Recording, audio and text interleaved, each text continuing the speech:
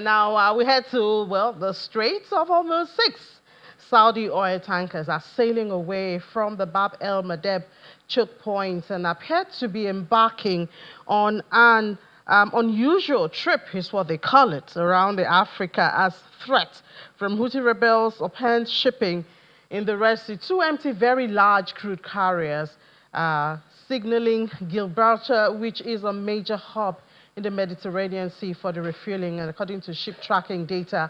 The other tankers, they are indicating South Africa's Durban or Algoa Bay ports that are often listed as a waypoint for vessels making cross-continental journeys. So, well, it does seem like formerly discarded routes are being revived now because of what's going on at the Strait of Hormuz.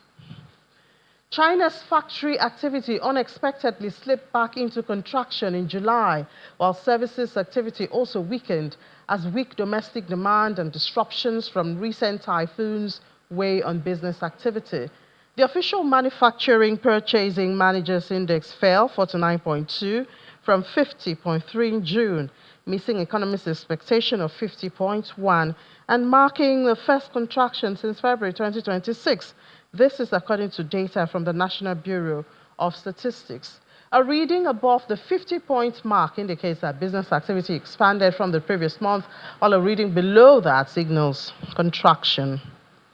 And just as we promised at the beginning of the week, the Bank of Japan, they met yesterday and they left their short-term rate target unchanged at 1%, following a hike at the prior meeting. The move is fully expected, but dissent is a small surprise, just like in the United States.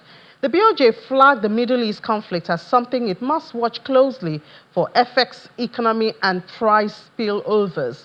The forecast picture is a bit of a muddle. Near-term core CPI was cut, but the 2027 number ticked up to plus 2.4%, and growth estimates were nudged higher across board.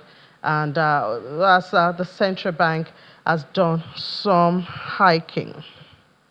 And in France, inflation unexpectedly quickened this month, supporting the case for another European Central Bank interest rate increase. That's expected. Consumer price growth in the euro area's second largest economy jumped 2.4% in July.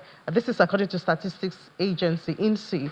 And that's stronger than predicted by any economist in the survey that was carried out, and shows that the level remains steady at 2%. And then we move to Singapore. Singapore's retrenchment last quarter climbed to the highest since the pandemic. Some overseas facing industries restructured.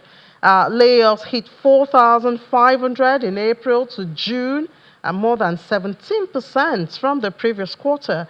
This is according to the Ministry of Manpower. And finally, the Swiss National Bank, they've reported a solid 6-month profit as gains from the global stock market rally and a weaker franc offsets the drop in value of its holdings, its gold holdings. And those are the global stories for now.